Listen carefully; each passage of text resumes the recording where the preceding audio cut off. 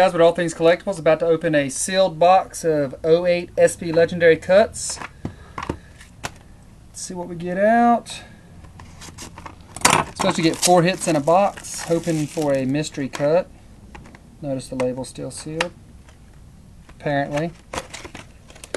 And inside, an already opened box of Upper Deck.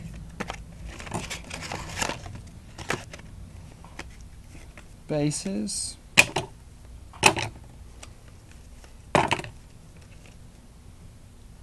Billy Williams. Looks like this is a pack that Upper Deck forgot to seal before they ripped off everybody's money. Gaylord Perry, Chris Young.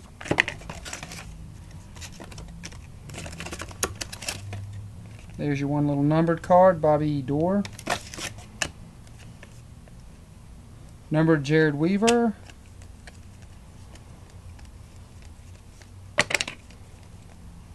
And a Jose Reyes jersey. It's pretty much everything you're supposed to get, but Upper Deck decided to not wrap it because they are that cheap.